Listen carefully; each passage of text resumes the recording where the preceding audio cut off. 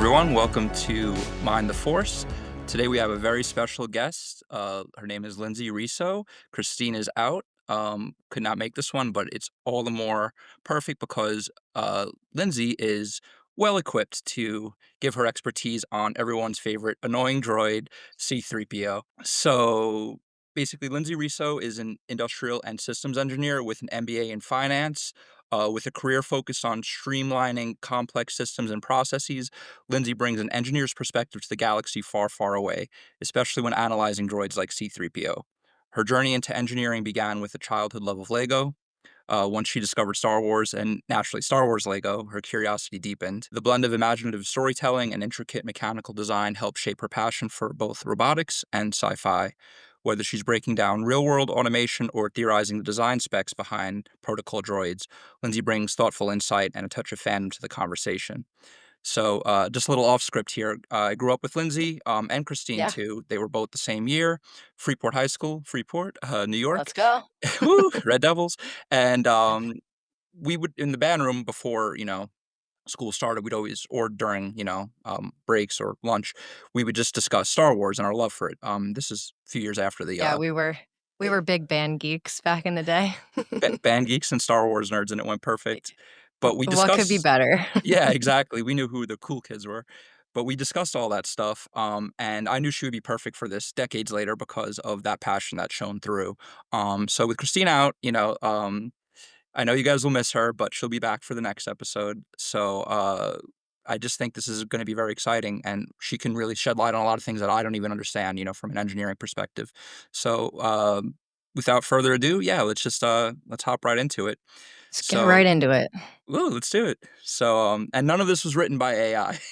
Just a disclaimer. To stay up to date on everything Mind the Force, please check us out on mindtheforce.com, Instagram, and Facebook. And for all the latest episodes, please follow, subscribe, and share on all your favorite streaming platforms.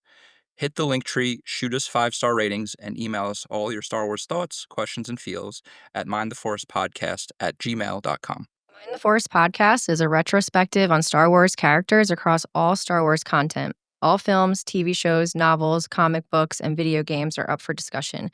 If you don't want some aspect of currently released Star Wars content to be spoiled, turn around now. So yeah, we'll dive into this. So in lieu of Christine as a co-host and a mental health professional or specialist to analyze the character, since this is a droid and a droid heavy episode, who better than an engineer? So Lindsay's kind of gonna fulfill both of those roles for this episode. So let's see what we can get into here.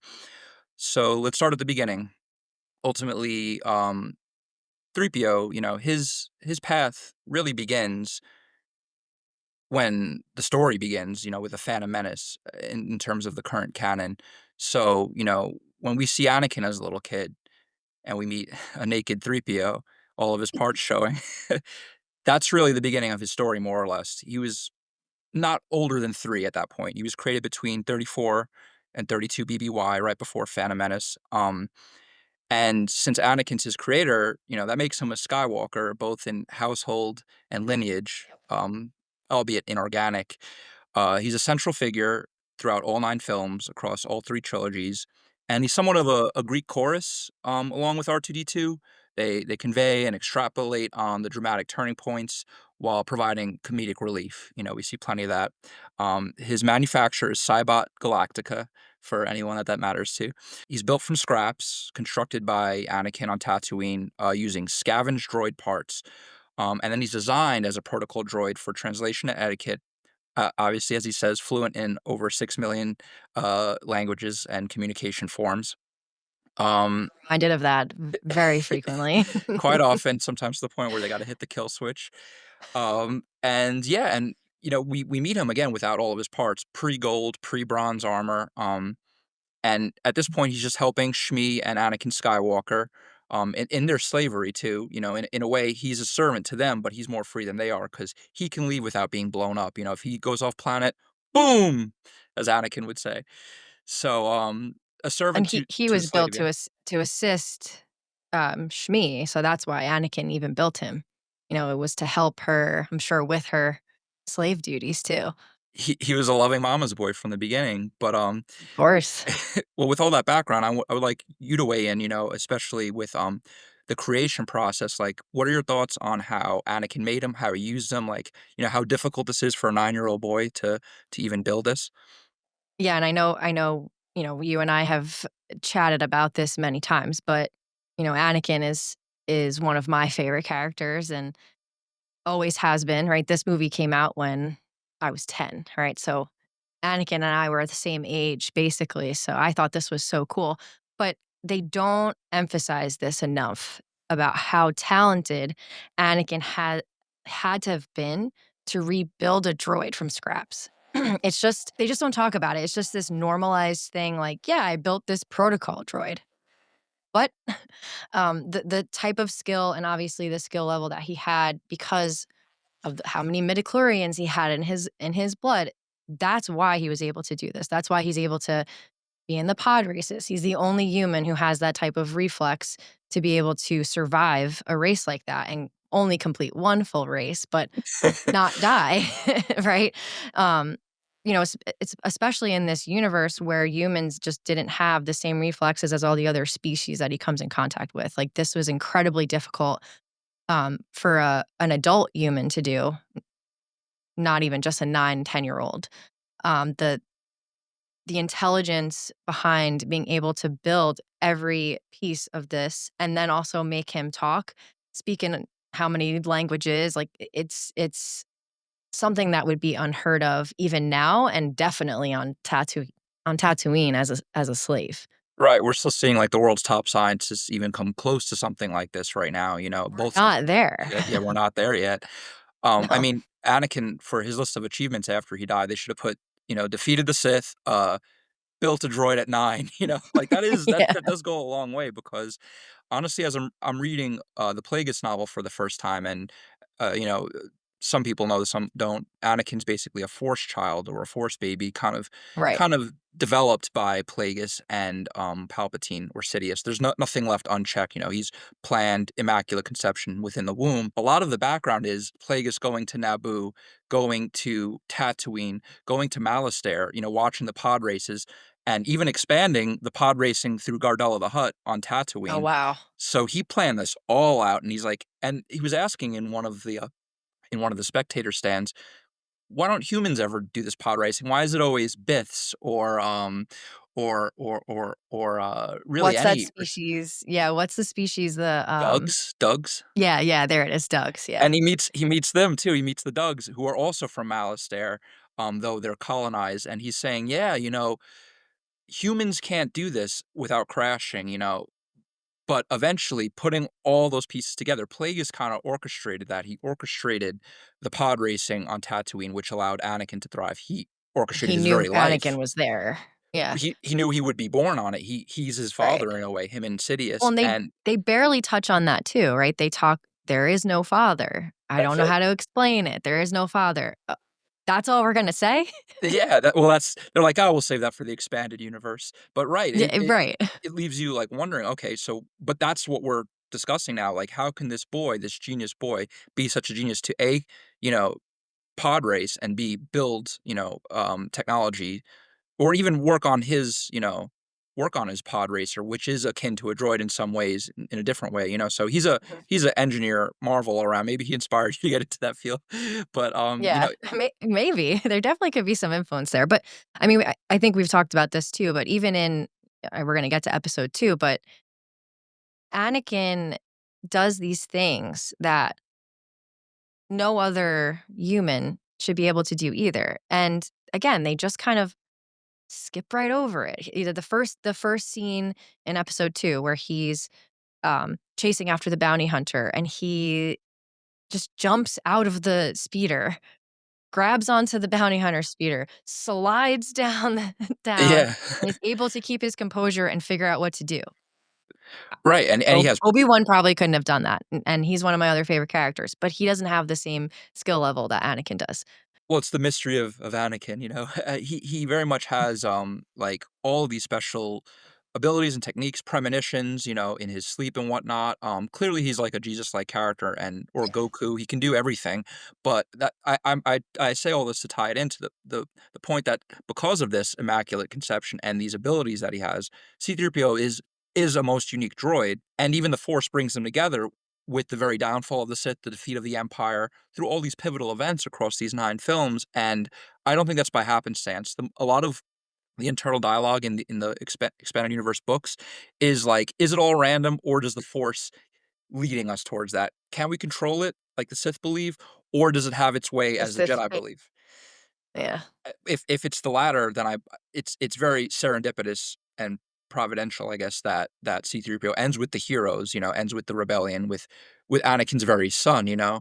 So I just think, big picture, C-3PO is unlike any other protocol droid or any droid fashioned within, the series. So, I think that has a lot to do with him.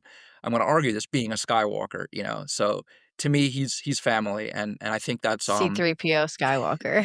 yeah, yeah, yeah, in a way, that's my roundabout way of saying that, but, so, okay, so we have this, incredibly improbable means of, construction. It's an immaculate construction, if you will. So so There wasn't an instruction booklet on how to build C-3PO. I would assume there's no manual here. no, it's just intellect and the Force. I think things he just knew intuitively, put them together from scavenger parts, and voila. He could have dialed down the annoyance a little bit, but I think he really wanted to stay on top of his mom to make her, "Hey, make me a sandwich, mom. Don't forget, or this droid will annoy you." So, but you do Well, and see the that was his core, like, responsibility was to be kind of like a house he's a housemaid, a house servant. aide. Yeah, not in battles. Right, that's why he's always flipping out, and his He circuits can't are handle loose. it. He can't handle it because he's made for a little hut, really, a little hovel on Yeah, Tatooine in the desert sand.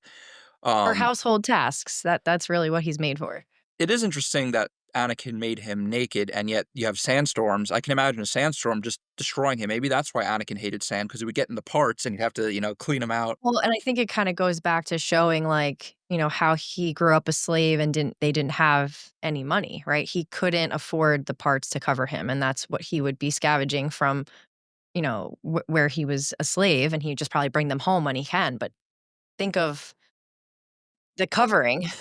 And he beat all these, like, well-funded, real world, like, technological, like, firms and whatnot, and he did it for free, really, so Yeah. that's I mean, yes, it's science fiction, but there is something interesting here, and as we see it take place more in the real world, like, will AI take our jobs? Will it replace our wives and husbands in some cases? You see those new bits that are real, and it's like, okay, can Yeah, that's a little C-3PO far-fetched for a me.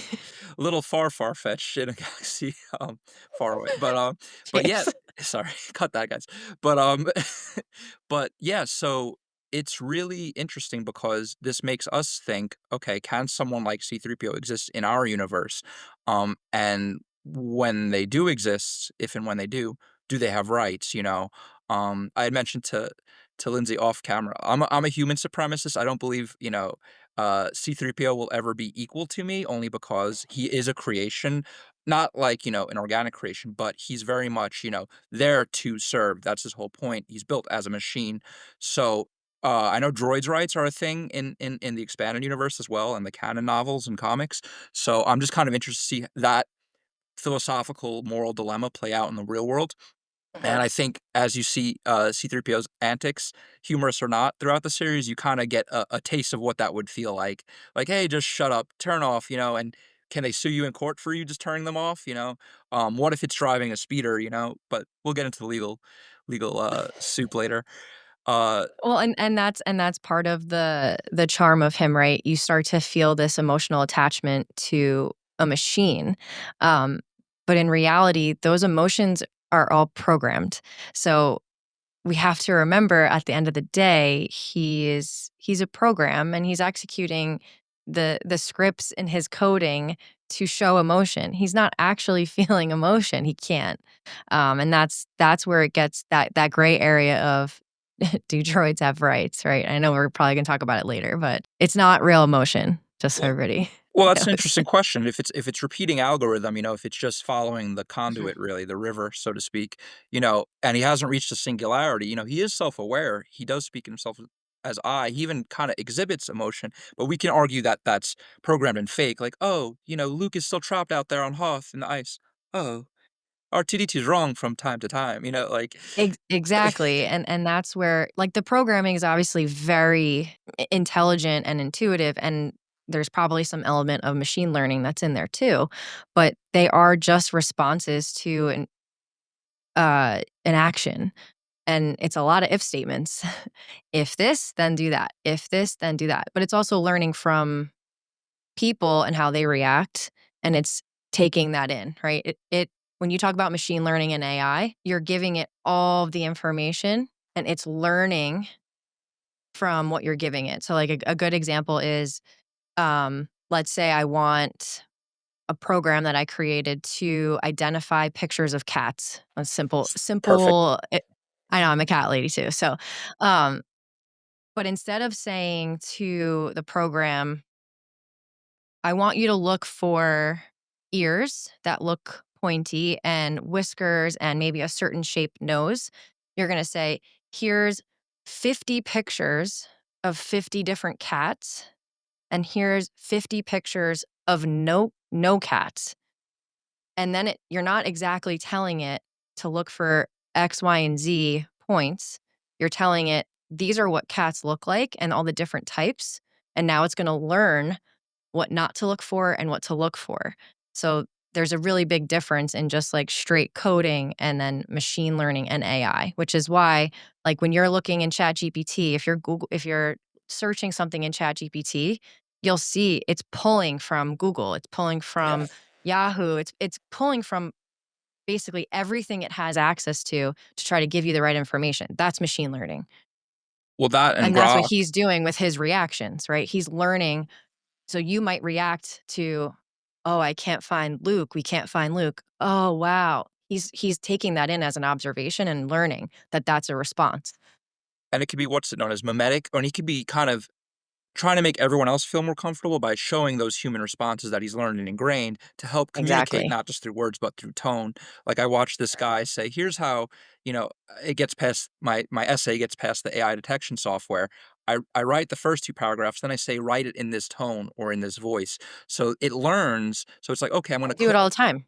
right, yeah. I mean, we do that for Make it sound like I wrote it because I've put enough emails, I've put enough business cases for my real job, right, into the machine, and it knows the type of style writing, right? I like to write more conversationally rather than very technical and formal, and sometimes it'll spit things out and be like, too formal that it doesn't sound like me. And I'll be like, "Rewrite this so it sounds like me." And then it does. So that iteration of process, what we're seeing with C-3PO and Shmi and Anakin, for instance, or anyone he helps, is like, okay, I'm learning. I'm going to cull what I can from this database that's already there, but I'm not thinking independently. Now, maybe my human supremacist belief will be cast aside as over time. What if androids are the future of evolution? Say humanity's extinct, say it is like the Terminator, but they've crafted a utopia beyond our wildest dreams, and they are quite self-aware of where they came from, and they're talking, is this just all one runaway infinite algorithmic loop, or has the singularity been reached? The question is in Star Wars, and there's a whole Dark Droids new sub, I guess, story about a singularity and droids wanting to take over the universe. But I think that's a bit separate from the programming because as you see in most Star Wars droids situations, they are obedient. It's very rare they'll disobey unless programmed to and sabotage, which also Right. happens in Plagueis. That's how Plagueis gets rid of his old master. Honestly, it's quite interesting. A sabotage droid, but You're really getting me to read this book. it's great. Yeah, it's a plug for that book too. It's as I'm reading the Legends books, they're really fascinating. They explain a lot of backstory. But yeah, that's kind of the enigma that is C-3PO. But what we like is that he's just very simple. He's very like on the nose. Has that British Monty Python sort of humor, and I think it's very accessible to kids and adults. And we don't need to ask too much why as we watch the movies. It's only for the podcast. But that's what's so interesting, digging more into him. So I guess yeah, let's just continue with his life. So Let's go back to our biography here.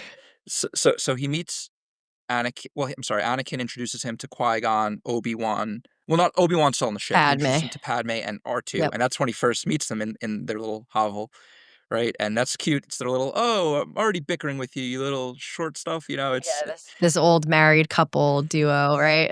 the odd couple, yeah, and you see The them odd couple, yeah.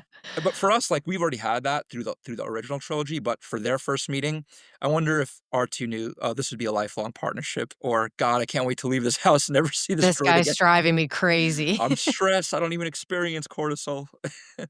But,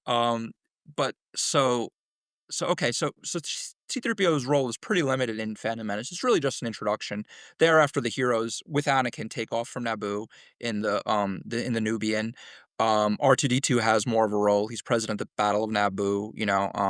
He's decorated. He's worshipped as a hero. He celebrates with them at the end on Naboo when Anakin gives that little side glance to Padme and says, "Just wait till I'm 18." Just But just give me 10 years. just give me 10 years, I'll still be a Padawan. I'll be a master though one day, if only he knew. But, only a master of evil, right? But they really honestly kind of leave C-3PO out, so he's not there in these formative years where these characters, Obi-Wan, R2, Padme, they're all interacting. He's still serving Shmi as a servant to a slave, and in between those 10 years, between episode 1 and 2, his life is pretty sedentary. But we learn in episode 2 when Anakin goes to rescue his mother because he's been having those dreams and premonitions because he's a very special, person or figure in the galaxy. Um, that's when he finds out from Clegg Lars, who freed and marries Shmi, that she was kidnapped by Tusken Raiders, aka Sand People, um, while collecting mushrooms off the evaporators, I believe. So that's not such a great thing to do, I guess, knowing, it's a bad neighborhood on Tatooine, but, Clegg had, his son, Owen, who becomes eventually Luke's, Yep, Uncle uncle Owen. Uncle Owen, and his fiancée, his betrothed, Beru. So we meet all these characters now, and finally, his parts aren't showing. They gave C-3PO a bronze armor, very, dusty, kinda almost Kinda like corroded. old, dingy looking, yeah. It fits the setting. It wouldn't make sense for him to have a Yeah. gold. So I like that little detail, like, you're seeing him become more full, more developed, but character-wise, he's still static, he's still flat. His arc has not gone from A to B yet, and it will be some time before it really does. Um, so here he is, his biggest danger is getting hit, with a mace by a Tusken Raider. Unfortunately, that fate was left to Shmi. She was taken. She dies in Anakin's arms. But what's important now, where he really comes in emotionally, is he's there. He's present for the funeral where he brings her. Anakin brings her home wrapped. They're gonna do her burial. So he's there at this pivotal moment where the hero of the galaxy, or the villain, how you look at it, is there burying his mother, and that's no, easy moment for him to digest. So he took it all in. What are your His thoughts on mother that? that he hasn't seen in 10 years and has been having horrible nightmares about, no less, too. So it's a pretty intense thing that he's witnessing. What really happened was Padme disobeying and saying, "We gotta go rescue Obi-Wan," and then obviously the droids, including 3PO, are on the ship, and then they go to Geonosis, and then he gets his first real taste of battle. He even loses his head and gets put onto another droid, and the battle droid, they switch heads like in That Mars part Attacks. is so funny. It's I so liked funny. it. I liked it too. It People it hated that, really but does take, like, a little bit of lightness to otherwise a pretty serious situation where they're trying to rescue Obi-Wan and then end up getting captured, but it's it's so funny how it starts to, like, mix, right? Doesn't his when he has the droid head on, all of a sudden he's like, "Die, "Kill Jedi him!" scum. Yeah, Yeah. kill them all." And he's Yeah. like, "Oh my goodness, what did I just say?" Which Oh makes me my think, gosh. so is this processing unit not in his head? Is it in the battle droid? Is it overriding from the chest? Like, so you're seeing 2 algorithms. Yeah, see, Protocol, that doesn't totally make sense to me. right. Like, where is his, main This isn't motherboard? this Is isn't it polite or etiquette, right, exactly. You're seeing 2 different motherboards kinda, which makes me think Flash? Yeah. Anakin built it maybe in his head, but maybe the battle droids, when you think about it, their heads are There very could be small. multiple. There There could could be be multiple multiple. too. The what is it? The Techno Union, they built those bigger ones, those bigger battle Mhm. droids, so it's possible it was really just you kinda see that, and you see that in these arguments with AI too, like, you need many AI so the good ones wipe out the bad. Say you got an evil one like a cancer spreading, will C-3PO's, protocol coding for etiquette override the mass murdering. That's one for the philosophers too. I guess we'll see that play out. But something like that is so interesting in this science fiction franchise. Like just seeing what would happen in that little comedic moment. Oh, you're getting like a little bit of engineering humor here, and I'm sure a lot were like, Yeah, it's like, "Wait a minute, how is this happening?" Well, and I wanna talk to you about safeguarding the future because you had mentioned this separately.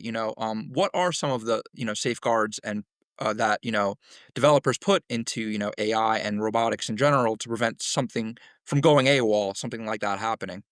Yep. Yep, and obviously, like, with all of this new technology, a lot of risk is introduced, and, there's a lot of fail safes that are being developed, manual overrides, obviously, that's kind of a given, geofencing and ethics layers, but there's still a lot we don't understand, and algorithms can be black boxes, behavior is unpredictable, and that's why things like human in the loop systems are really important. So, and this is kind of how I feel about it. It's like robots should support humans, not replace decision making, right? So I may have a decision to make, but I'm not going to rely on a robot to make the decision for me. I might give all of the information to the robot, or using AI as an example, right?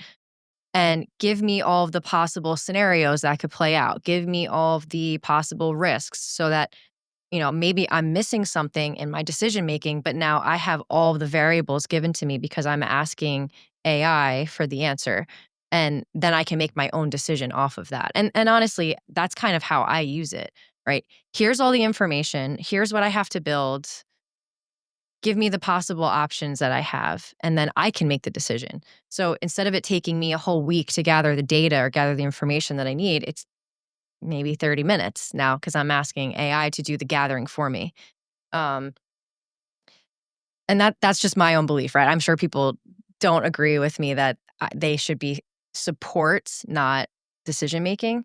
And it kind of goes into, are we building protocol droids now? Is that something that's happening currently in technology? And we kind of are, right? And I think we're going to see a lot of like almost like exponential growth in technology in this realm, right? I think Tesla 2 days ago just announced that they're doing the robo taxis, and they're putting those out into market, right? We're seeing some of this happening as we speak, which is really cool. I don't know if I would get in one yet.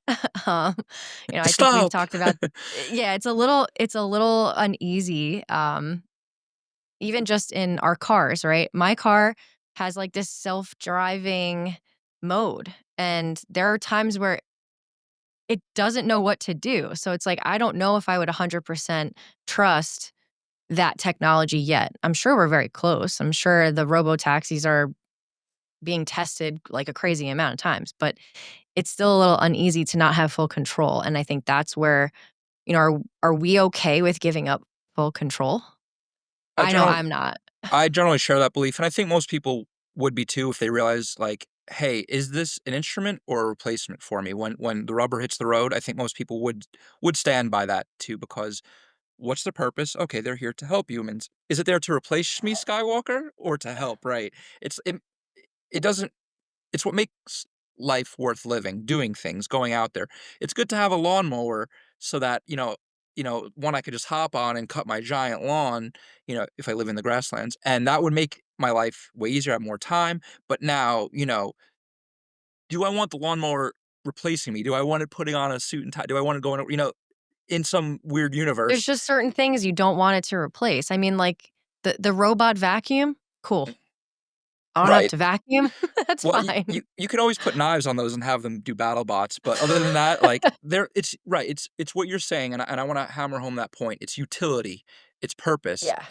What is the purpose first? Then you create it. Humans, we tend to just do things and then give it reason afterwards, give it meaning after the fact.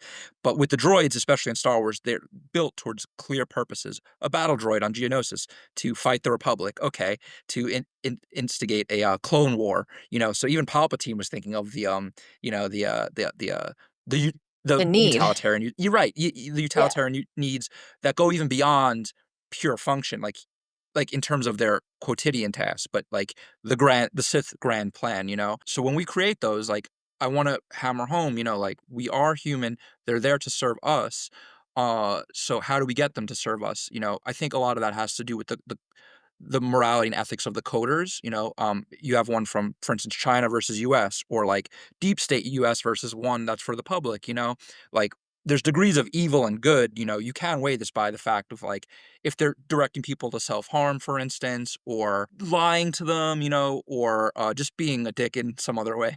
But ultimately, I really feel that you are correct in that assessment. I think that's something that's important. That's as a theme of this episode, tie both into Star Wars and the real world, because there are a lot of implications that once we let Pandora out of the box, that's it. You know, we don't want the Terminator. We don't want, you know, any of that happening. Right, and even from, like, a job economy standpoint, right? So in my real job, I build software, and I have 4 developers that work for me, and they're great at their job. Do we use ChatGPT sometimes to find out why the query isn't working? Maybe say, "Hey, writing this code. What's a better way to write this? Or can I optimize this?" We've used ChatGPT to do that, but it doesn't fully replace a human. And do we want that? That's gonna wipe out an entire industry worth of people who've gone to school for computer science engineering and done all this training and are really, really smart, right? There's a certain type of person that's able to do that type of job, and people are saying it a lot right now that AI is going to basically wipe out software developers, and we're no longer gonna have that in the next 5, 10 years. That's crazy to me. Why would we wanna do that? The same in the arts too, and editing too, you know, Yeah. I'm just a glorified word processor, but if that gets out, you know, if word gets out on that, I'm out Won't of it. tell anybody. Yeah, don't tell anybody, but if they can figure out right now they're doing grammar, spelling, you know, content fact checking, but when they start getting tone and voice and mood and emotional, like, ethos and pathos and all that stuff down pat, I don't need to write an That gets editorial scary. letter. I'll lose Yeah. clients, I'll lose half my income, I'll lose all my income, I may not even be it, you know? Books, the thing is, it's as we feed this beast, it's like, okay, do we allow we have contracts against AI. We have language about that against Mhm. authors and editors. We want life to be worth living. That's always in you know, the forefront Right. of our brains, because the second we hand all over to them, we're nothing. We're just eating, you know, slop on the side of the road, really, but and begging for their, you know, mercies, their tender mercies, which they will not give, does not compute. So ultimately, with these robots, like say we want Olympians, you know, hey, these Olympians will get tens. All the placards will say 10 every single time because they're executing without a flaw. That gets rid of the challenge, you know, element for surprise and human. Competition, yeah. I worry about that's it's what we allow. You know, we have to be careful turning on the faucet. So I'm glad you mentioned all that. That's really relevant, and I think it's very important for us to keep that in our minds too as we interact, you know, with these in the real world. I'm seeing those robo dogs over at the Sphere here in Las Vegas. We have robots that say, "Teach me Korean." I'll factor out all the memories from my memory bank today, and it'll be gone. I'm like, yeah, right. NSA's got No all way. that. No, No way. it feeds even my Alexa, you know, the Echo Pop. I think Oh, yeah. it feeds through. It's you're always connected. It is a new future for sure. And I just thought this would happen after we're gone, but it's happening a lot sooner. But you see it in Terminator, The Matrix, the machines take over. Even in Dragon Ball Z, the Cell and Android saga, they destroy the world pretty much by just enslaving humanity. It's real dystopia, and I do see that being possible, and say they can colonize Mars. We'll just hijack your intel, Elon, and they go to Mars and they go all over the universe, and someone has to, you know, find this hellscape that escaped Earth, you know, because we created it, and that's always something to be mindful of. We can spread humans into outer space eventually, or we could send our deathly children to go out and do it to other worlds like a cancer. So that's always something to you know, consider long term and what's our story. So it's always important to ask that question, "What's our goal? What's our function?" before we fill that out. Right. So, okay. Anyway, long I know we go tangent, on but our tangents, but it it's relevant though. It is it is. because that's why he's so fascinating of a character, really, even with all of his jokes. So let's continue with him. So, okay, so pretty much does a little face swap, you know, in the Battle of Geonosis. Clone Wars begin in earnest, but pivotally, just as he witnessed Anakin's mother's death, he also witnesses his marriage to Amidala along with R2-D2 and, Mhm. the officiant Max Iron Agolerga. So He's one of the only witnesses. so if he's sentient, but non-autonomous, I don't know if that's the word, you know, does he count as a witness? Does this hold up in the court of law? Like, what are your thoughts on Anakin and Padme, including He's him? not he's not a living being, so I maybe not. It's an invalid marriage, maybe? Maybe that Maybe. does that It make Luke that and could Leia be the bastards? case. Wow. No, re wow, Does that make them bastards? it's a He philosophy doesn't have essay, a if any beating heart, so I don't know. Is that the criteria for a witness? right, Maybe we're not maybe not there, if only Plato and Socrates were around for this, they'd get right to the core of it, but it's crazy, yeah, and but that he but he includes, doesn't remember it at the end of it, right? His memory gets wiped. his memory's white, but R2 they trust because not because he speaks a different droid language, because he's our boy, he knows how to keep his mouth shut. He won't say, "Whoopsie," plans to the Death Star. But, but he's, yeah, so really, honestly, only R2 comes away from that. Still a droid, so the theme is still the same here. So but I also like that at the same time, like, goes back to what I was harking on earlier. Skywalker, you know, considers him part of his family, so he is a family member there. Is that his best man? Is that his best boy? His best bro? He's gotta hide it from Obi-Wan, right? So, in a way, Yeah, I mean, if C-3PO this was the real Nevermore, world, Obi would be his best man, but they're he can't they're tell him. they're tight. It's like he's tight with R2 in the air, but 3PO on the ground? That's that they really do function as, and they joke too all the time, like, in a way, it's hard for the Well, and human. Anakin always defends R2, alright, "I don't wanna hear about a loose wire." Right, you tend to Like the beginning of episode 3, right? my motto is if you talk to it long enough, you begin to love it. So whether it's, artificial or not, like I talk to my Echo Pop and I joke with her and I'm like, what am I doing? "What am I Like doing?" I'm talking to the wall right now. Yeah, exactly. Or NSA, but either way, it's like, obviously there's a lot more emotions, C-3PO is a walking emoticon, really. And he can feign emotion if that's the case, but he does a really good job at it, and I think that goes back to Anakin's programming. So now let's see what this busy droid gets into. So he went from serving as a servant, to a slave family, eventually a freed family. Went on to his first galactic fight, his first galactic battle. Witnessed a marriage. Now he starts serving Padme in the Galactic Senate, aiding with diplomatic efforts. So he was doing what he was doing on the micro scale, on the macro, and serving the Right. galaxy as if he were a handmaid, really, or handmaiden. But, like, back to his true, like, what he was made to do. It's like, "This is what I do well. Ah, no blasters, no lightsabers for this." Right? His first battle, he saw it all, right? Now he's back into a more, okay, it's tumultuous. It's the it's the it's the annoying, disgusting Senate on Coruscant with the slimy, backstabbers and backroom deals and bribers everywhere. A lot of bees, a lot of alliteration. But he really, spent time with on Naboo as well because even though Padme was no longer queen, she became a senator, so her life was going between them and not serving as an ambassador, but really traveling the galaxy. So 3PO got to take in a lot. So the 6 million forms of languages that he was fluent in, now he can actually use them for the first time and be a translator. Right. That's what they used him for. The Clone Wars are in full swing now. He gets on some adventures with Jar Jar. We won't go too deep into the Clone Wars TV series because he just has so many one-offs that they don't really like say anything. His biggest development personally is really just getting that golden armor because they're like, all right, it's time. The upgrade. It's the upgrade. They never reveal that in canon, but in the Legends, uh, Gendy Tartakovsky, I can never say his name, animated Clone Wars series in 2003, 4 or 5, he does get the gold armor. He takes it off like he's Marilyn Monroe and his robe, his cloak falls and like, "Woohoo!" And it's just a golden armor, and that's him saying like, "Okay, I'm the 3PO you know now. I've been through the Clone Wars. This is Anakin got his little thing chopped, his little hair chopped, Yep. and he became Mhm. a Jedi Knight. Now C-3PO, in a sense, also gets that promotion around the same time. So it's really interesting to see their dual. Now they go from A to B. They're rounder characters now. They're more dynamic characters now. So one point, I guess, where he was useful during the Clone Wars, where he was often caught in more perilous missions that were more dangerous than he would have liked, was on Orto Plutonia. He aided in negotiations with the Tals.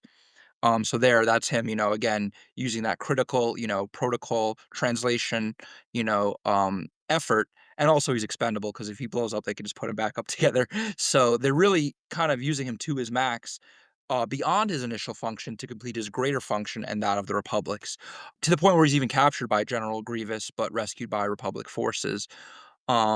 So here he is, walking a tightrope once again, and he even underwent temporary reprogramming to serve as a spy for Republic intelligence on a separatist aligned world.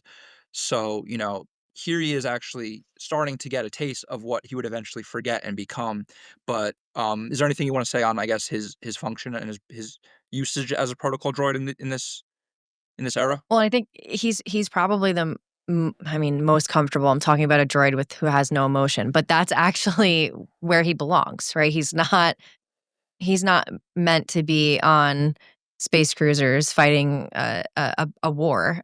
He is meant to do household tasks and do this translation, which he really is with Padme for a really long time, and is really her droid for what is it? In Years. between all through Clone Wars, right? Yeah. And then Episode 3. He's Yeah, he's with her. he knew her for a solid 3 years, and you see a lot of his roles paralleled later on with the Rebel Alliance and Leia too. But he's serving her mother, Yeah. right, It's a really cool parallel, actually. I love the parallels. That's what I love about, the first 6 episodes especially. There really is so much, wow, parallelism, but he and even his role is not very seminal or important, honestly, in episode 3, because of the function of his protocol droidness, I guess I should say, he really is left behind. They don't wanna put him into the thick of things at this point because he's there to guard a pregnant Padme, so that's his primary function, and he fulfills that primary function, which is very smart of them, of George Lucas, to keep him on Coruscant, close to Padme. R2 can go out on this on the cruisers and the the the the starships, but, you know, C-3PO's place is at home, he's a homemaker, really. Yeah, and it's like it's her companion too, right? You have to even during Clone Wars, they don't really show the timeline of things, but Anakin could be away on these missions, these Jedi missions, and they don't see each other. I think there was one time it was like months that they didn't see each other. So I'm sure it gives Anakin peace of mind, right? This is when they were married.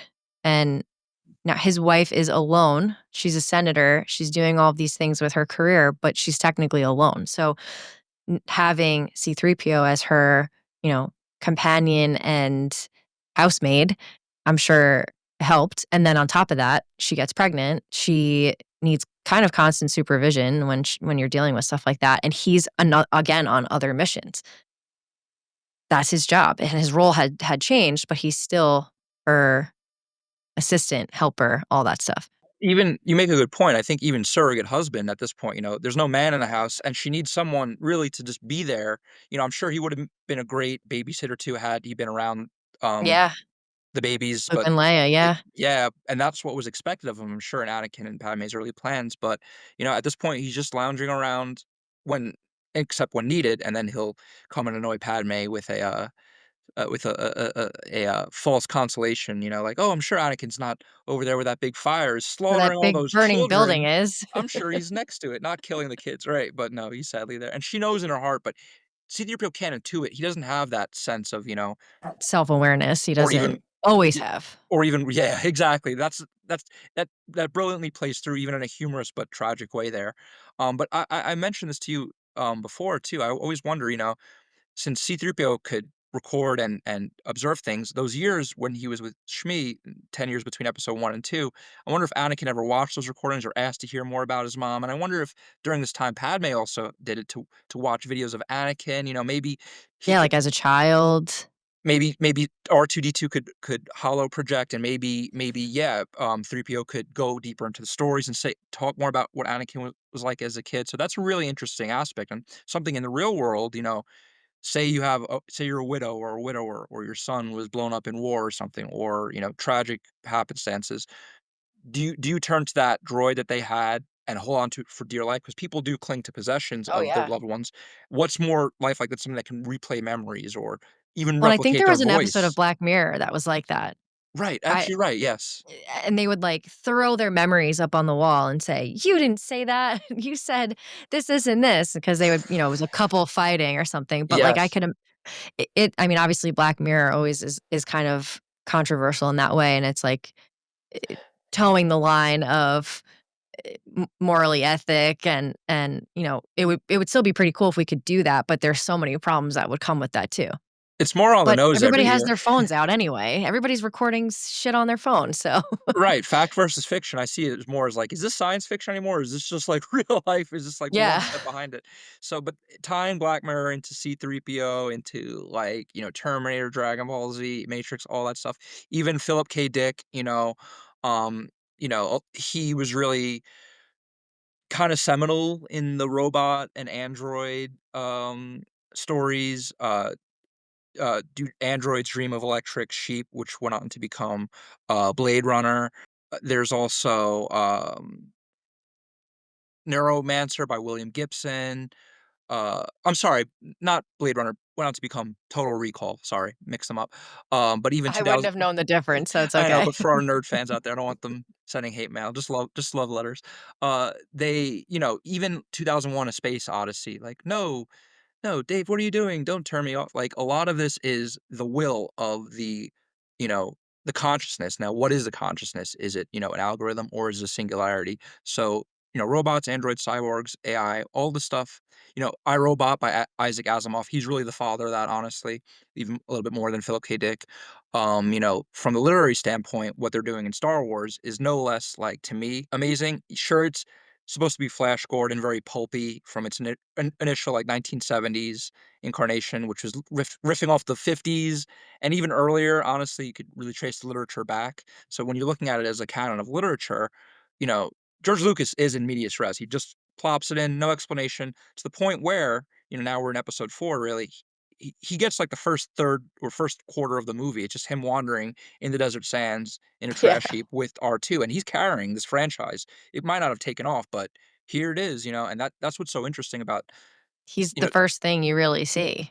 it's just the concept of him. Plus, it's cheaper to just hire a British actor to walk around and pretend you're a but yeah, so well, at the end of episode 3 then, his role is just confined to, housemaker and caretaker of Padme, but he witnesses, Anakin's Yeah, he was crossing to the there. dark side. He was there. Yeah. He was on the ship, with, He was on the ship. He was the one that told Obi-Wan, like, "We have to go," "Sh she's basically dying. We need to leave." yeah, Mustafar is not safe. Twins being born, well, he doesn't know it's twins yet, but being born on a volcanic planet, not a good idea. No, not the So place you wanna be. but that's why they erased his memory. Bail Organa wasn't just being a jerk. He's like, wipe the protocol droid's memory because he wants to protect the children, his new stepdaughter, really, his new daughter in truth. Leia, he can't have a yapping droid mess it up. R2, again, there's arguments to why he kept it because he could still translate and people could still get that information. Maybe he just trusted him more and thought, 3PO, you said something that I told you at a cocktail party. I'm just not taking chances here. Sorry, boom, can't take that chance. So, like, what are the implications of that? Like, with his memory being wiped and now, but his functions still being unaltered. How do you, is it like a hard, reboot of a drive? Like, how would you compare that? Well, and that's what's interesting, right? So, like, all this time, he's been learning, observing, taking it all in, and relearning. And if you get, hard reset, and that's the thing, you don't really know what it was, right? If it's just a memory reset, that's just things that he has seen, not necessarily the things that he's learned. So they could be two different things. And if they did like a full factory reset, that would mean like he's going back to square one and he's going to have to relearn all of the things that he had learned over whatever that was, like almost like a 30, no, not a 30-year period, 20-year period. 13 to 16 years old he is at that point. Right. So that's wiped. So if that's the case, he has to learn it all over again. And even the emotional responses that he has, he's going to have to relearn. Just depends. That's what I was thinking too, because they don't have like developers or programmers who are sophisticated enough to pick out learned memories from another to say, okay, this won't ever make him think of Shmi Skywalker or Anakin or Padme versus human protocol, human behavior, learning how we talk, facial muscles, all that stuff. There's no way to separate that. He had to go back to formula, you know? He had to go back to when Anakin made it to Day before 1. that. Even he can't even know he was from Tatooine, you know what I mean? So it's literally from the moment of, like, his Big Bang sort of. Yeah. So all of that is gone, uh, which is impressive though because he still is able. I guess we don't see much of those 19 years between episode 3 and 4 when he is because he's around a lot more humans now, but he still has the same personality, which is interesting. So in a way, it speaks to Anakin's programming. Even without all those learned behaviors, Anakin's base programming is still the overall not modifier, but his Well, reason for being. it also just makes you think, right, that we're dissecting every little thing of this and, we're talking about movies that were made 30 years apart, and they've thought of a lot of things, right? We've talked about the mechanical hand, right? So when Anakin gets his hand cut off in episode 2 by Dooku, he gets the mechanical hand and it has no covering, it's strictly mechanical. But then fast forward to episode 5 where Luke gets his hand cut off and he's back to it's a mechanical hand, but now he's got skin and it's reactive and then they're testing his reflexes and up they close up the cover and he's basically back to normal. They're Yeah, but showing that advance in technology backwards, right? Cuz mhm. episode 5 came out 30 years before episode 2, but they're making a point to say, "Hey, I know this is 30 years in the future. This is better technology." But maybe they didn't think about that with C-3PO. Like, how did he have the same personality? He really shouldn't. To be fair, if the best science exists, it does exist on a senator from Alderaan's, ship. So I'm gonna just say, like, I'm just gonna trust that, like, the Organas had the, Top access of the all line. the yeah, no reservations, no nothing, so I'm just gonna let that be the explanation so we don't go crazy. But it is interesting, though, to think about that because, again, it's Anakin's base programming versus whatever new overrides or updates. And what does the wipe truly go back to? R That's Well, they have to get he can't even have has to be image everything. memory of Tatooine. Even him just looking at the sun at Tatooine is enough to give away where Luke now Where he is, was from. and Yeah. where Luke is, which is that's the more important thing. So, he can't Tatooine has to even be wiped from his, database, from his languages and all that stuff. So that's really interesting. And C-3PO undergoes several rebirths, in episode 5, he's blown apart. In the Clone Wars, he's kind of degraded. In episode 3, his memory's wiped. So, and in episode 9 too, we'll get to that. So multiple times, just like Anakin, this is where he becomes rounder. Even if he's going back to factory setting, like Yeah. he's going through iterations, which you can even say is like kind of a Hindu cycle of rebirth and whatnot. But he's undergoing that and serving as this Greek chorus that makes it all the way through, never dies as far as we know. He's he's he's fulfilled Plagueis' and Sidious's dream to live forever, just be born by the Force child you He is in create. every movie. Yeah, he is. And he does go on. He is the ultimate creation of the Sith in a way. That is kind of a sticking point. Ha, this is your Sith Empire now. This stupid little protocol droid. He lives forever. You don't. You're dead. So that's kind of in a way, but all the prophecies are fulfilled and everyone's happy. But so in Happy. happy. Yeah, is he happy? But in those 19 years now, so a lot we only see in the Legends universe and in the canon stories like Rebels a little bit, some of the novels and the comics, but ultimately it's kind of like a empty swamp here. We just know It'll that be he's interesting to see if they do anything with that, they do to a degree, with but him. he hasn't had his own novel. He's had like a one-shot comic. But right, can you carry a novel based on boop bop beep, and him Nah, I don't know about that. you'd be surprised. They I would did read have it. some singular episodes in Clone Wars where it was just the 2 of them, like Right, it's like how long can he hold your attention? I think Yeah. it would be interesting if he was finding something revelatory or unpacking stuff and him not putting 2 and 2 together, being so unself-aware, But that I think that can make for interesting, you know, extrapolation. Because during this period, he served Leia Organa in the Rebel Alliance, translating and managing logistics, so not that different from what he was doing in the Galactic Senate under Padme. For Um, Padme, yep. Only now he's on the wrong side of the law, honestly. Because yes, she's still, you know, um the princess, and then they have senators, and the Galactic Senate doesn't get dissolved till A New Hope. But she's also operating an underground guerrilla kind of, warfare with Mon Mothma and Bail Organa and Right. Andor and all them, stealing the plans to the Death Star. So he's privy to this. In fact, he's custodian of those plans, as the first opening crawl reveals in 1977.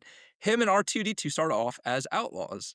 In a way, they He's an start off as accomplice for sure. he's an accomplice, an unwitting accomplice. Unwitting is the keyword, but, um, or witless, some would say, but he's very much, yeah, he's a bad boy. He's a robber, by the galactic government standards. So, um, okay, well, real quick, during that time, he went to, Crown Nest or Crow Nest, aiding in negotiations with Clan Ren, which was a Mandalorian faction during Rebels. Clan Ren, that's the Ren, Sabine Wren and all Yep, the that. Wren family, yep. So we're starting to see he's a Greek chorus in the sense that it shows the character's pathos, and it also expands the universe or the galactic map. We're seeing more of these noble lineages, these cultures, these peoples, these planets. So he's a way of he's kind of like an Indiana Jones or a Carmen Sandiego, and just exploring the universe a bit more. So he joined on rebel missions, including a supply run to Tatooine, where he briefly encountered his old home at the Lars Moisture Farm, but again, knew nothing about it. So, Right. I'm wondering, didn't read that. Or watch that. Did Lars say, "Hey, 3PO?" He's like, "Who are you? Who is this Yeah, what? one-legged man?" Yeah, How do you maybe know he me? maybe he killed him in panic, and that's why we don't see. Yeah, what's his name?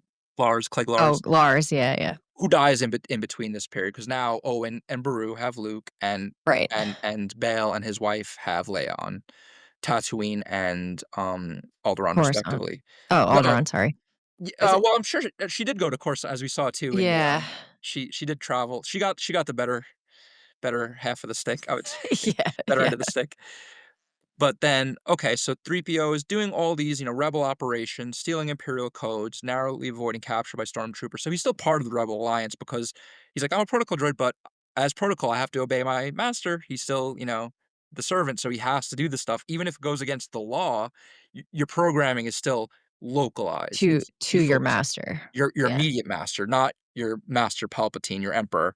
So in a way, he's disobeying Grandpappy Pappy, Palpatine there, Pappy Palpy, Grandpappy. Grandpappy Palpy. He's force lightning me right now from beyond the grave. But, so at that point, Well, he's probably not dead, so right, that's true too. Right, wait till episode, 12.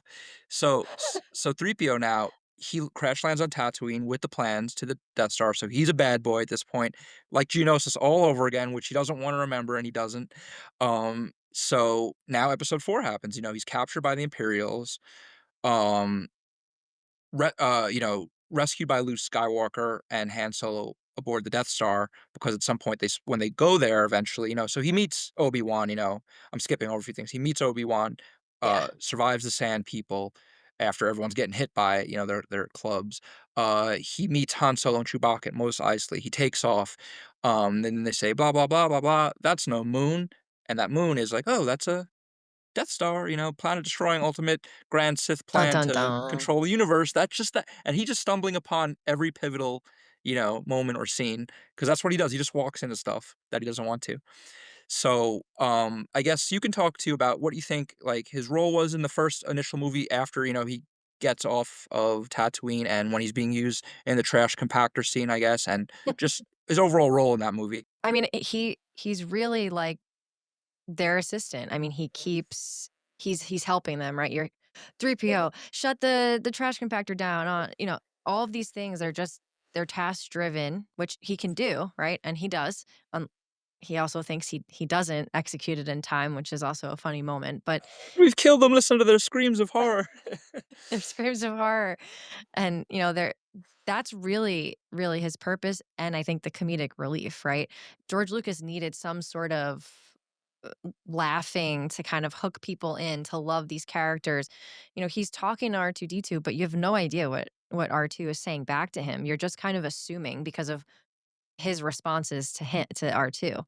And it's this like funny dynamic that people like it worked with the Odd Couple, right? We know It did. that little banter back and forth and the fighting, they just did that with these two droids. So from like really the episode 4, 5, and 6, that's kind of their role other than R2 carrying the plans to the Death Star. It's the comedic relief. It's like, picture Yeah, that, you need that it. what's that Don Draper meme with him with the ad? Like, picture this. So picture Odd Couple, but droids. Like, Yeah, brilliant, yeah. like, so, I like, that's found the magic recipe to, talk about this serious political war, but now I'm gonna have some laughing and funny moments. and I mean, even slapstick. even some of the even the corny, Han Solo lines that make you laugh too, right? Um, but it's really them. It's just basic slapstick too, which is great and ingenious in a way, and I guess they're proto Jar Jars. Maybe some would argue, he went a little too far with Jar Jar by episode 1. They're like, "Oh, okay, this is ruining the tone completely," which can be true for many scenes, but with C-3PO, he always kinda had, like, a pivotal moment where he was helpful, even if he didn't mean to be, or Mhm. would provide information and be, again, that Greek chorus and extrapolate and explain to the audience what, "Oh, a Minarch is," or whatever, he would just kind of, like, fill that in without going too deep in a clunky way where if a human delivered that dialogue, it'd be like, "Oh, what is this writing?" From a Right. droid, it's like, "Oh, perfect, that Makes sense. Yeah. forgivable, if in fact encouraged," yeah. Uh, so but that makes me think too when he was freaking out over the screams, if he thought they were dead, he was only emoting for R2 then, so does he care about R2's feelings, or does he really have emotions, That's kind of did he reach a singularity at that point in those 19 years, under Alderaan technology? I mean, that's still just machine learning.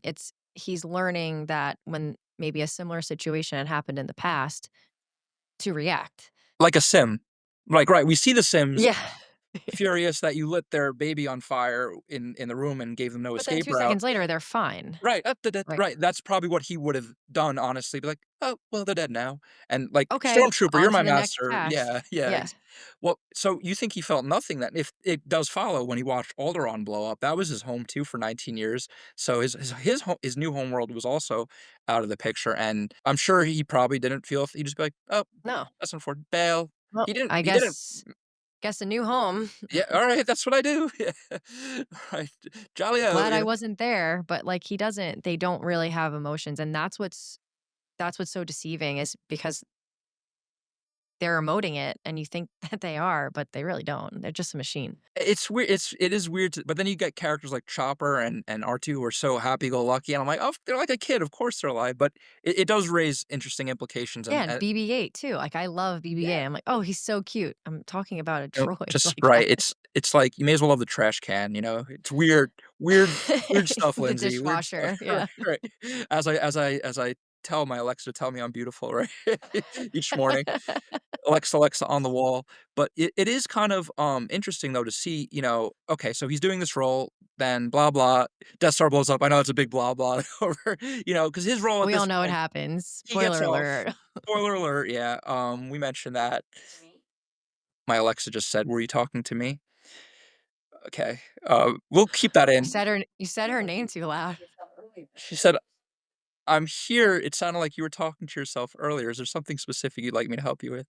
I guess It's she actually hasn't pretty funny. learned that I'm in a podcast, Alexa. Yeah, so, anyway, that and C-3PO would do something like that, he's always there to, like, "Do you need me at this moment?" So, real world, 3PO. So, with that though, like, so he's actually at the planning when they're like, "Oh, that's 2 meters." I used to shoot, what is it, Womp Rats, Yeah, back on, Womp. yeah, back in the day, and he's there when the high echelon, the high command is planning how to take down this Death Star, so he's safely, well, I guess safely on the base of Yavin, the moon of Yavin 4 at this point, um, when Moff Tarkin's about to blow up, their base, so C-3PO's like, "Oh, uh, I'm about to die too, hopefully Luke gets that shot, with the Force." So, then he just finds himself celebrating and being honored with all the other guests at the end, Han, Chewbacca, he's there with when Leia's bestowing all the medallions and medals, and, so now he's part of a new family for 3 more years. Um, during this time, they're staying one step ahead of the Empire, the canon and Legend comics really do a good job at covering what's going on. So he's going on many more missions like in the Clone Wars, villain of the day sort of stuff. So we kind of skip over that because a lot of it's just more of the same. But he did aid in a diplomatic mission to Mon Cala, the host of my favorite food, the Mon Calamari. Um, The uh, Mon Calamari. they're delicious, yeah. He assisted Leia in securing the Mon Calamari fleet for the rebellion, so we know how essential that is, especially in Return of the Jedi when they take on Death Star 2 and ultimately destroy the Empire. So here he is coming in useful again with his language skills and He's always talking to in a the bunch middle of of everything. right, and so unknowing, that's the beauty. It's like Mr. Bean, you can just walk in the middle of a hurricane or a tornado and walk out okay, and like, all Okay. this travesty behind you, and here he is, like, I being made it out. useful. Yeah, yeah, and that is the beauty of his plot armor, it is golden, um, pun intended. So he's stationed at Echo Base on Hoth at the beginning of Empire, the worst of the 6 movies. No, just kidding. So Whoa. he was evacuated during the Imperial assault. Vader's coming down, him and Luke make it out after smelling Luke being, inside of a, what do you call it, a Mm, tauntaun. lovely. Yeah, Yeah, yeah, he's no photoreceptor or no, nasal, what do you call it, it's probably receptors. better that way.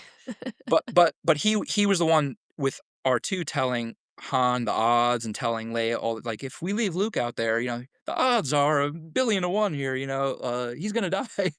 Yeah. So, he's increasing the tension, but also being realistic by providing realistic stats, even though Han's like, "Never tell me the odds." He is at least doing what he can in a tense situation to be useful because that is, again, his primary goal. Whether it's useful or not is dependent on the person, right? I don't know if I'd wanna know the odds either. Like, please don't tell me Right. that, there's a really, really big chance that he's not gonna live. Right, your grandma is dying right now. Oh, there goes that cell, that tissue like, I don't need all that info, thanks, 3, it's Yeah, I'm good. exactly right, he's looking at things from a purely analytical sense, though he tries to fit in with the emotion, but he is set back 13 years. It's kinda like Remedial, he lost all that training he had through that memory wipe. So next he goes to Cloud City where he's, notoriously dismantled by Imperials, we'll put it nicely, and Boba Fett when he comes there to collect Han's carbonite pseudo corpse. Uh, and then he's reassembled by R2D2 after Chewbacca fails ignominiously. It's just quite hysterical, him putting the head on backwards. And yeah, so what do you think of Yeah, he's, like, Chewbacca's carrying him in, like, engineering a skills? mesh bag, right? Have you ever seen any engineers like that in your like a Chewbacca put on? You should use that meme, back of the head. C-3PO, like, that's the grade you get for that project. Yeah, you failed this class. Here's how you know it's just Chewbacca reassembling C-3PO. Most of those people never made it to the robotics part of engineering school. Right, right, live robots, but, Yeah, live wire, but that shows you that's another rebirth of his, so you're seeing him constantly be right. dismantled, reassembled, to the point where, skip forward a year, he's a god. Okay, yeah, he goes through Jabba's Oh, that's palace. the best. It's the Well best. that is the best. Before we get to that, we should start chronologically. He does okay, so, dark times, another year passes, we go from 3 ABY to 4 ABY. Now Return of the Jedi starts, boom, Luke comes in all Master mastered, Jedi. calm, no more whining, "Oh, but I wanna shoot stuff, and race." No, he's in charge of his emotion, but he uses C-3PO as a gift to the point where he didn't even let him in on a secret because he can't keep his big mouth shut. So he's like, "You're selling me to Jabba? What? No, not even. I'm just giving you to Jabba. You're a gift," him and R2. So now he's, "Okay, he passed the I baton. have a I new am your new master. master." And look Yeah. how willing he is to sell out Han and Luke just because of that transfer, that title transfer. He's like, "Jabba's my boy. Sorry, Han, die a painful death." So what do you think about that rewiring of protocol of, like, just how easy it is to do that in that case? It's just his programming. I mean, that's what he was meant to do. If he's being sold or gifted, that's he's doing his job, and that's where we have to keep taking the emotion out of it, right? "Oh, wow, you've been with Luke for all this time. You've helped him in all of these missions, or you've been around." The second he's not your master anymore, your allegiance is immediately to somebody else. There is no emotion. Luke's not his master anymore. That's it. Right, it's as simple as that, and that It's does make all the black case. and white. It's binary, right? At the Yeah. core of everything programming, it's a binary language. It's zeros and ones. It's yeses and nos. Right, that he hasn't reached that singularity that's covered in the Dark Droids, comic saga. I think definitely he's still just algorithmic, honestly. Mhm. Everything is kind of feigned because then, as I said, okay, they rescue Han Solo, defeat Jabba, who dies, and his clan, his ancient kind of like, noble clan die with him at the Great Pit of Carkoon. Boba Fett's believed to have died, but as we know in the Book of Boba Fett and Mandalorian Right. makes out, okay, thank God, woo, antihero. But then he ends up, after some careful planning in space and many Bothans died to get us those plans to the second Death Star, he ends up on Endor, or a moon of Endor, and he's mistaken for a deity by the Ewoks, which he's like, "Oh, that violates my code. I cannot impersonate a god." But Luke's like, "That'll set you off." They're like, "No, use this opportunity. I'm gonna float you. I'm gonna float you, make you seem more like a god. Like, you You'll really have power. You'll regal them with this, right?" But even then, his emotions are more at violating his code than at the fact of being considered a god in itself, or extreme danger, which he feigns. His perturbance is going against his programming. That's what drives him nuts the most. It's one of the best, like, scenes that he gets to have this moment where he's now this god and everybody just thinks everything that he says is the word. And it's just like a funny moment for him to be thought of that way because this whole time he's just been everybody's kind of assistant, helper.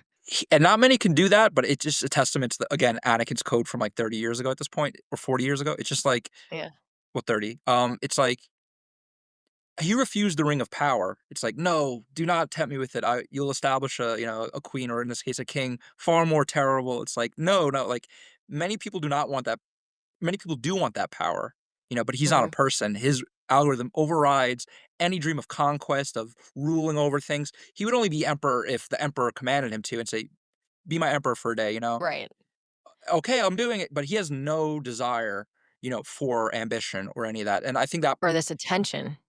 right, but he's always there celebrating because after this, they blow up the Death Star, R.I.P. Darth Vader, R.I.P. Emperor, Oh, all this stuff fulfilled. I know it's kind of in the background, but all not this major really. stuff's happening. But C-3PO now he's just like, "Oh, there's a fire. We're banging drums on Vader's head, and I'm partying. Wee hoo. Okay, someone Yeah. fill me in, and oh, Like, I'm part of this, celebration, so I and guess I did something good. I would have loved it if he waved at the Anakin Force Ghost and say, "I remembered all along. Actually, it didn't wipe my Imagine. memory." That would have been a great ending. Lucas has got to I go know back what and you did. tinker with it, right? I know those younglings just show all the kids' dead bodies. Oh, this is getting dark, but Okay, that was a little morbid.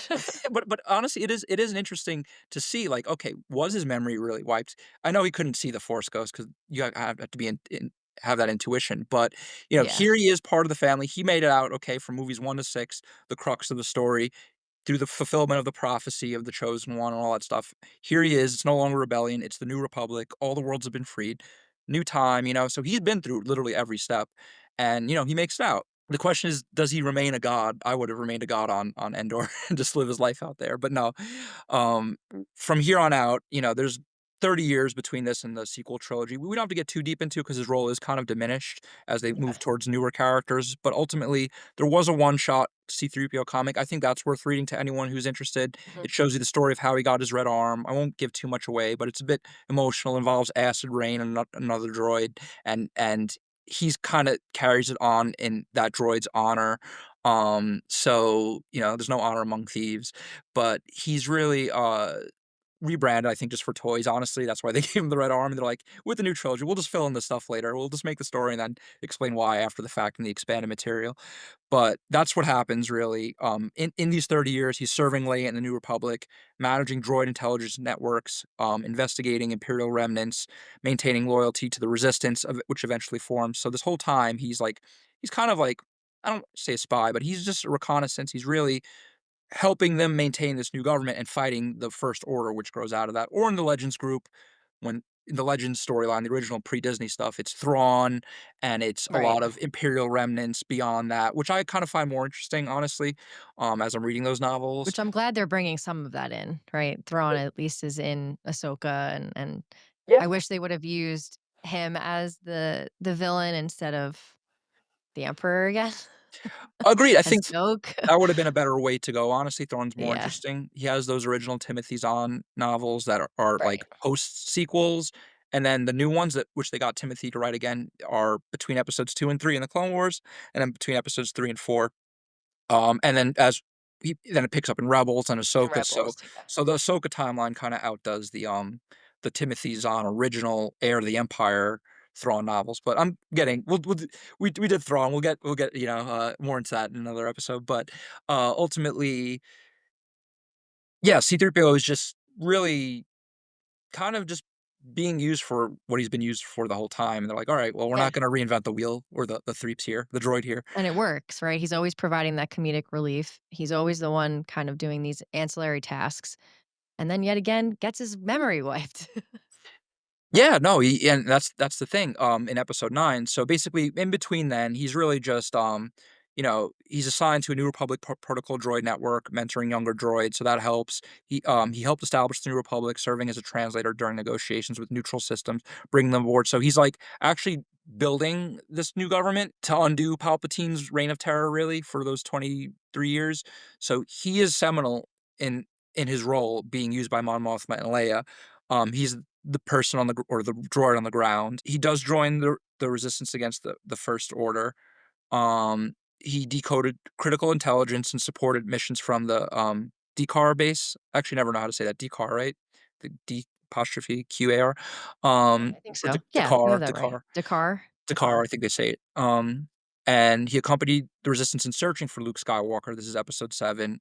Translated ancient Jedi text. Mhm. He evacuated the First Order attacks, survived the Crate battle in episode 8. So here he is, just kind of they're paralleling him again, kind of just reusing him from episodes 4 and 5 Translating. and Yeah. translating. So it's like he's not really doing anything that terribly new in the sequel trilogy. They're just like using him for kind of like comedic relief and function. But in What episode he's 9 is known to do. Yeah. Right, and but they do decide, which I like in episode 9, J.J. Abrams decided to make him annoying again because here he is, he can translate Sith languages, Sith artifacts, but he won't because that goes against his protocol. They're like, "Are His you kidding me?" programming, yeah.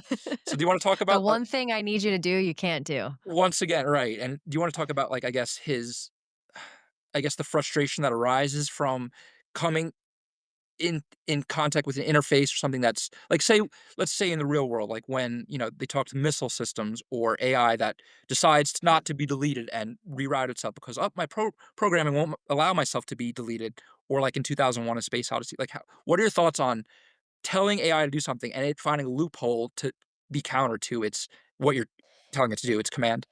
Yeah, I mean, even at its simplest form, I it's, like, so simple and it's kinda silly, but, I obviously, right, I coach travel softball, and there's a lot of things that go into it that I have to do for the girls, and creating logos and creating T-shirts and, like, having to do some creative things, which I like to do, right? That's what I like to do anyway. But sometimes I'll use ChatGPT and be like, "Okay, I need to create, like, a fun logo for XYZ." And it'll spit out a first iteration, and I'll be like, "Okay, can you fix this? I don't like these things." But it doesn't actually do that. I don't know if you've experienced this, but it does not take the image that it originally created and then edits that image. It creates a brand new one and it's never the same. And that's just for whatever reason, some protocol in ChatGPT that it does not edit an image that they already created for you. It has to restart it. It is so frustrating Well, because it won't. I imagine that could be ironed out with proper coding directed towards that. I just feel like right now it's meant to be that way or it's a mistake, you know what I mean? But, like, say 10 years down the line, it's perfected. But it'll tell me, like, let's say you want to make a professional picture for your LinkedIn profile and you send a picture of yourself, maybe with like your friends, and you say, okay, can you just make me have a blazer on and a collared shirt and make it look professional? It will not take your personal photo and edit it. It creates a brand new photo and Yes. it's not you. Yes, which is really interesting because I think a lot of that is, like I said, the way that or the intention of the programmers too, in my mind, because, like, okay, so what is the future? Will we have more C-3POs or more cyborgs like Grievous who are, murderous, or battle droids Hope even? not. Right, but you could talk about, like, I guess, like, China AI versus American AI, like, what it's intended to do from its outset. So, I guess that really ties in overall. Is there anything you'd like to add to, like, how, okay, we we put AI into the future and depending who does it, who gets to do it, should there be Mhm. laws against who gets to program an army of killer robots? I mean, I think there's gonna have to be, right? And I think going back to that silly ChatGPT example, I think there are actually certain liabilities that are preventing it from being able to take my actual picture, editing it, and spitting it back. Now, I think there's other AI tools out there that will actually do it for you, but for whatever reason, ChatGPT will not take in a picture, and it'll tell. I feel like I've gotten a disclaimer like, "Oh, I can't edit your actual Yeah. picture. It does not allow me." And there must be some sort of Block. Yeah. Or block or firing. liability that's around this for whatever reason that may be, but that's gonna have to happen for other examples, like something as extreme as what kind of army can you build? What kind of technology can you use to counteract, uh, a war or a potential threat? Like, there's gonna Right. have I don't know where that's gonna go, right? Well, That's a little scary. what just happened in Iran? Would we do that to China if they're on the verge of, developing an AI army? Do we get to bomb that facility? That's kind of an interesting question that I think we will see play out in geopolitics and over the course of the ensuing decades. I think it's the AI to me is just the biggest topic that people are very much aware of and interacting with, but I just think it's more real than most people realize yet. And it can I'm be the sure the thought biggest is helper. out there. The thought has to be out there instead of using real people to use robots or droids instead, right? These There ideas that it's that were gotta plant be. these ideas that were planted by Philip K. Dick and William Gibson and Isaac Asimov and whatnot, like, that's what science fiction is. It's kind of a presage to what eventually becomes science nonfiction. So I kinda think that ultimately the ideas are there, even if they're created by these writers. Now they just need to be put into actuality or practice. So, again, with the human heart being evil and good, I think it depends. My ultimate solution as a science or math person is just create many within the realm of an agreed upon structure or Yeah. law-based system, and this way, if one does get out of hand, you have ones that are more moral AIs. For instance, the WhatsApp Meta one will alter my picture for better or worse, so you can argue it has a hierarchy of standards. So we'd have to kinda let those standards play out and interact in the real world. So I want it to be bloodless, I guess, and not make us slaves. So anything that'll we can avoid that scenario Yeah, would be no, great. So I don't want that either. it's gonna take a lot It of willpower, though I think humans are gonna see this play out, because they say artificial intelligence in itself could be a vain endeavor at playing God or exhibiting hubris, building a Tower of Babel sort of thing, like, "Look at this thing we're creating." Whereas in Star Wars, it's very, like, purposeful, they're not doing it Right. just to do it, they're doing it for very specific functions like For 3PO. reasons, yeah, We are too, and that's but where it's like, yeah. there's a very fine line, right? There's a very fine line with how we decide to use this technology, and we're in the midst of it right now. I mean, we're gonna see this happen in our lifetime, which I never thought we would either. Um, and it's like, how far do we go to eliminate jobs with robots? How far do we go to automate everyday tasks with bots and AI? If we use AI and robots as an extension of ourselves, that's probably the best way or the best use out of the technology without getting out of control. Right, like, what's the plan? And as humans, generally speaking, we don't always know the plan, as we've seen through foreign wars over the decades or just the degradation of generally just like human society in some cases, like, because of poor planning or maintenance. I see it in my own city, for instance. They just ripped up Mhm. all the lawn in my apartment complex because to save water. So that's the solution. Plebs like me don't get water or lawn anymore because of the sprinklers. So I pay the buck. Usually, shit rolls downhill, money goes up. That's what they say. So that's kind of an interesting aspect when you see that, with AI and the future and how that's gonna play out. Um, Kinda like bring it back to C-3PO, right? Like he's kind of the inspiration, but also the warning and shows us how helpful like a companion can be, right? We saw that, we just talked about it with Leia, with Padme, with all these people that he and served. it's good to have that. But and Mhm. it's good and it's helpful for certain things, but it also reminds us how complicated it is to build something that thinks, speaks, and reacts like we do. And that's still not being done to this day.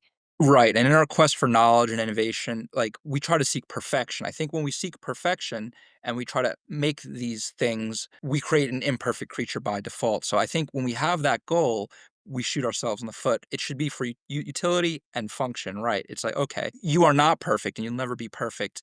They think droids can be. Some say it's the next step of evolution. I think that's a wild goose chase. I think ultimately Yeah. it's just I think the theme we're both taking away here is stay in your lane. When you create AI, keep it in the lane for what it's meant to, and the second it gets out, boom, blow it up, you Yeah. know? Figure out the purpose and stick to the purpose, and that's Right. it. If it says, "What are you doing to me?" No, don't deactivate me. That's all the more reason to kill it, right? So, Yeah. Unplug it, right. please. I want you to say, "Please keep going." I would have kept you alive. She's hearing all this, my Alexa. But so, and I do want to. So we'll finish up with him real quick. So ultimately, yeah, R2 and the gang, they get him to, divulge. They break him down only to rebuild him again. Spoiler.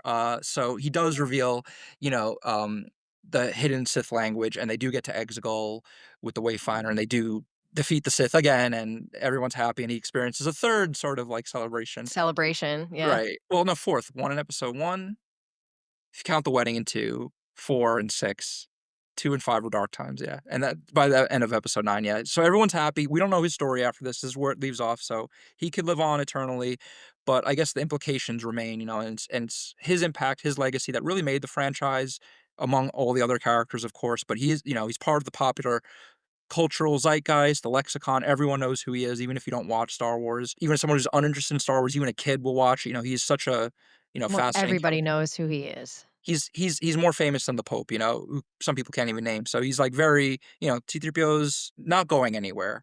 And No. I guess to tie this in too, since you are an engineer and I want to really bring a little bit more of your expertise, and we were talking about the hands earlier. Do you want to talk about your robotics project in college and how that relates? Yeah, yeah. So this one definitely had a little bit of a personal impact, right? So, not to go too much into the project, but my senior thesis project in college was in robotics and biomedical engineering. I literally had to build a piece of a robotic arm. Um, and the robotic arm, and then we also had to use a cadaver arm, but I won't go into too much detail of that because it's a little gross. I won't go into all the reasons as to why that was our project. Obviously, there was a reason what we were trying to prove and all that kind of stuff. The actual analysis and building of just an arm, kind of going back to what we first said about how difficult it was for Anakin to build a robot, and it really wasn't highlighted at all. We obviously had to scale the scope to make it more realistic for a 2 semester long project, and we only targeted the 5 main muscles, in the arm to replicate arm motion, and that took months. So I don't know how long it actually took him to build C-3PO to the point where he was actively working, but, just for us to build an arm took, maybe 4 or 5 months to figure out, and obviously there's more than 5 muscles in the arm. There's ligaments and all that other good stuff. So from purely an engineering perspective, and the reason why I bring it up is that there's so many motors and cables doing I have my C-3PO Lego here, right? Just to be able to do his regular motions, I have to use him. But people don't give the credit because we're just so used to seeing things work in a certain way. There's so much going on in here. There's origin and insertion points of where a muscle starts and where a muscle ends, and how they interact with each other. Sometimes they're antagonists, and sometimes they're, um, I guess, protagonist muscles. If I remember correctly, this was a while ago. Like the characters in literature. Yeah, exactly, and they work in opposition of each other, right? So it's if you only had one muscle pulling his arm up, or one cable, right? Because he doesn't have a muscle, it would like kind of go out of control. So you need another cable going the other way, another motor pulling in opposition so that it's a stable motion and it doesn't like hit you in the face. And our bodies do that naturally. But to be able to replicate that in a non-human way is really, really difficult. And I'm only talking about one arm, right? He had to do it in every Right. part of the droid's body. And that's just where, to me, as an engineer, and I guess that's probably why I wanted it to be talked about more, was because of how difficult I know it actually is to do that. So, if anybody is interested, there is a YouTube video somewhere of the cadaver arm and the mechanical arm. You know, It's I guess probably not great quality type based in your on, name, Lindsay Riso on YouTube. Yeah, I'm sure you'll find it. Yeah. yeah, I think it's Rutgers University elbow simulator, and you'll be able to find it. That's And you'll very cool. see 21-year-old me presenting, and a cadaver arm in the video. I So, I did watch it. It was macabre, but fascinating. But that is beautiful, though. Even your love for Star Wars as a child, I'm sure you did think about 3PO. Like, you built 1/6 of him, really, and you yeah, can see what like, when you were watching him on screen, I'm sure you're, like, thinking of all the parts and thinking, "Oh, wow, to build a leg next," but, like, yeah, he's such an inspiration, though, to, like, science fiction in general and literature and film, cinema, all that. For people to see that plants the idea. They say, "Is art transformative or reflective?" In this case, I right, would say art is often transformative. It's the ideas of the for sure. dreamers, they go out and then you wanna Figure out a build way it. to do it. Right, Yeah. make it I mean, real. Yeah. BB-8 is a perfect example, right? I know 3PO is we're mainly talking about him, but BB-8, I actually have the working BB-8 droid, Wow. and that thing can roll around. It's got Wow. a gyroscope in it. It knows where the top, it knows where his head is. It At is home or so work? cool. At home. Oh, It's that's really actually cool. What does it do for you? uh it it doesn't actually do anything. It just can roam around, but It's a pet. Okay. yeah, yeah. So it's just it's a pet, but they took the idea from the movie and then Wow. actually made it real. So I'm sure he's next. And they have R2-D2 ones of him Uh, as well. So I just don't wanna see a six-armed, Grievous swinging lightsabers, and I'm all good. I'm not buying that toy, for my kids. I'm running out No. that aisle. Yeah. Well, to wrap this up, yeah, that is fascinating. I think, kudos to you for entering a life of engineering and mathematics. I think it's really cool, the stuff you do, and the Thank fact you. that, like, yeah, I mean, it's like all the engineers on the Death Star didn't get their due credit, of course. But, like, in the real world, like, what you do is amazing in my mind, and ultimately, like, just to tie in my takeaway is really, like, okay, stay in your lane with AI. uh, what the Ewoks did to 3PO, they worship him as a god and presage a future in which we worship the unknown, the gold and the shiny. That's our tendency.